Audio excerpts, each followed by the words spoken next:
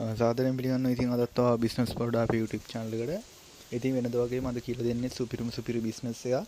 ඉතින් ඊට කලින් කියන්න ඕන ඔයා තාමත් මම subscribe කරලා නැත්නම් subscribe කරලා notification all කරලා තියාගන්න. මොකද මම ඉස්සරහට දාන්න හදන වීඩියෝ ඔයා කරන්න ඉතින් ඉන්න business එක වෙන්න පුළුවන්. නැත්නම් වඩා ඒව වැදගත් වෙන්න පුළුවන්. අද කියලා දෙන්නේ සතියකට ලක්ෂ 7ක් හොයාගන්නේ කොහොමද කියලා. ලේසියෙන්ම සතියකට ලක්ෂ 7ක් හොයාගන්නේ කොහොමද කියලා. ඉතින් මම කියලා දෙන්න කොහොමද මේ වැඩේ කරන්න කියලා. සරලවම රෙස්ටුරන්ට් එකක් මාර්ගෙන් තමයි මේ ලක්ෂ 7 හොයාගන්න ඕන. ඔයා මම කියලා දෙන්නම් මම ගොඩක් රෙස්ටුරන්ට් සම්බන්ධව කැෆේ ගැන වීඩියෝ ඔයගොල්ලන්ට ඉදිරිපත් කරලා තියෙනවා. ඉතින් ඔයාලා ඒවත් ගිහිල්ලා බලන්න ඔයගොල්ලන්ට දැනුමක් ලබා ගන්න පුළුවන්. ඉතින් ඔයා මේ පොඩි කඩයක් රෙන්ට් එකට වගේ අරගෙන මේක කරන්න.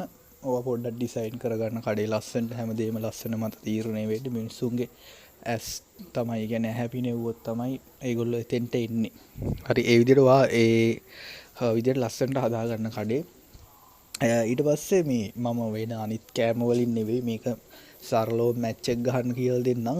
ඔයාලට රයිස් කොත්තු කියන concept එකට අනුව රයිස් කොත්තු කියන දේ ඉක්මනින් විකිරණ සහ දෙයක් සහ මේ ඉක්මනින් මේ මිනිස්සු يعني නිතරම වගේ ආහාරයට ගන්න දෙයක්. එතකොට මේ රයිස් කොත්තු ඕගොල්ලොන්ට ලේසියෙන්ම මේ හදන්න සහ අලුවි කරන්න දෙකටම පුළුවන්. දැන් මේ හැමදේම තීරණය වෙන්නේ ඉල්ලුම සැපයුම් මතනේ. ඉතින් එතකොට රයිස් කොත්තු කියන දේ ඉතාමත් ඉහළ ඉල්ලුමක් සහ සැපයුමක් තියෙන දෙයක්. ඉතින් මේ රෙස්ටුරන්ට් එක පටන් ගන්නකොට ඕගොල්ලෝ අහුමුළු අස්සේ දාන්න යන්න එපා. ඕගොල්ලොන්ට ස්ථානයක් නැත්තම් ඕගොල්ලෝ රෙන්ට් එකට හරි තැනක් අරගෙන මේක කරන්න. ඕගොල්ලොන්ට ස්ථානයක් තියෙනවා නම් මේන් රෝඩ් එකේ වගේ නම් ඔයාලා ගෙදර තියෙන කඩයක් වගේ තියෙනවනම් ඒකේ උනත් ඕගොල්ලොන්ට පටන් ගන්න පුළුවන්. අහුමුළු වල පටන් ගන්න එපා. මිනිස්සු නාගරික ජනාකීර්ණ තැනක මේක පටන් ගන්න. ටවුන් එකක වගේ බස් ස්ටෑන්ඩ් එකක ඉස්සරහා වගේ නම් ගොඩක් හොඳයි. හවසට අනිවාර්යෙන් කට්ටිය වැඩ ඇරලා ගෙදර යනවා. රයිස් එකක් කොත්තුවක් එහෙම දාගෙන යනවා. නැත්තම් බොන්න සෙට් වෙන්න ඩ්‍රින්ක්ස් ගන්න බයිට් එකක් එහෙම දාගෙන යනවා. එතකොට නයිට් එකේ එන බස් එහෙම ඔයගොල්ලෝගේ රෙස්ටුරන්ට් එකේ නවත්තන්න ඉඩ තියෙනවා. ඉතින් වගේ ලක්ෂ 7ක් නෙවෙයි ලොකු ගාණක් හොයන්නත් පුළුවන් මේකෙන් හරියට වැඩේ කරොත්. මම ලක්ෂ 7කට ටාගට් කරලා තමයි ඔයගොල්ලන්ට මේ බිස්නස් එක කියලා දෙන්නේ. ඔයගොල්ලෝ විවිධ පැති වලින් බලන්න මේක ප්ලේන්ටි එකල ඔයගොල්ලන්ට විකුණන්න පුළුවන් බිස්නස් එකක් මේක. හරි ඉතින් මෙහෙමයි. ඊට පස්සේ ඔයගොල්ලෝ අපි කොත්තු කියමුකෝ. සාමාන්‍යයෙන් දැන් ෆුල් කොත්තුවක් වෙනවා රුපියල් 1200ත් චිකන් එකක් බිත්තර එකක් රුපියල් 1000ක් විතර වෙනවා. මං කියන්නේ මේ මං ඉන්න ප්‍රදේශයට අනුව මිල ගණන් ඔයගොල්ලෝ ඉන්න ප්‍රදේශයට අනුව මිල ගණන් වෙනස් වෙන්න පුළුවන්. මිල අඩු වැඩි වෙන්න පුළුවන්.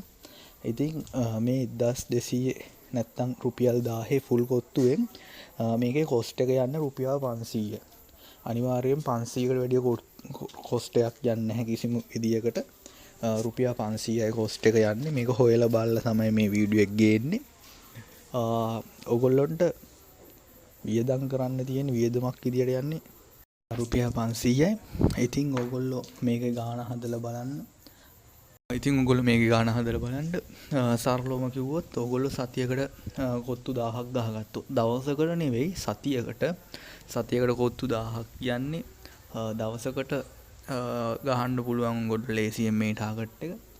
සතියකට කොත්තු 1000ක් ගහගත්තොත් මාසෙකට ලක්ෂ 5කට ආසන්න මුදලක් එනවා. ලක්ෂ 5ක් විතර එනවා. මම අර ආසන්න මුදලක් කිව්වේ ඕගොල්ලෝගේ කරන්ට් බිල්, ලයිට් බිල් ඒවටත් ඕගොල්ලෝ මේ ලාභෙන් ගෙව්වට පස්සේ එහෙම පොඩි ගාණක් අඩු වෙනවනේ. කරන්ට් බිල්, ලයිට් බිල් කියලාකෝ ලොකු ගණන් ගෙන්නේ නැහනේ. ඉතින් පොඩි ගාණක් ඒවට යන්නේ. හරි. ඉතින් කොත්තුවක් 1000ට විකුණලා කොස්ට් එක හදන්න 500යි. ලාභේ රුපියල් 500යි. 1000ක් විකුණනම ලක්ෂ 5යි.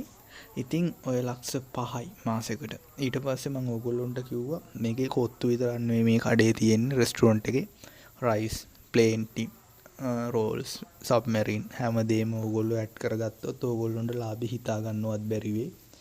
ඉතින් කල්පනා කරලා බලන්න ලක්ෂ 7කට යන්න පුළුවන් මාසෙකට ලේසියෙන් මේ සතියකට.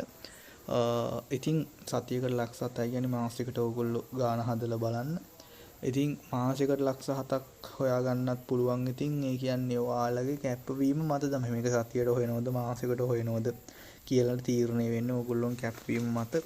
ඉතින් මම හිතනවා මේ වීඩියෝ එක ඔයගොල්ලන්ට තේරෙන්නේ නැති පැහැදිලි ඇති කියලා. මොනවා හරි ගැටලුවක් කොහෙට දැනගන්න තැනක් තියෙන යටින් කමෙන්ට් එකක් දාන්න මොනවා හරි ප්‍රශ්නයක් තියෙනවනම් ඉතින් අපි ඉක්මනටම ඊළඟ වීඩියෝ එකෙන් හමු වෙනතුරු කට්ටියටම ජය වේවා බුස්සරණයි.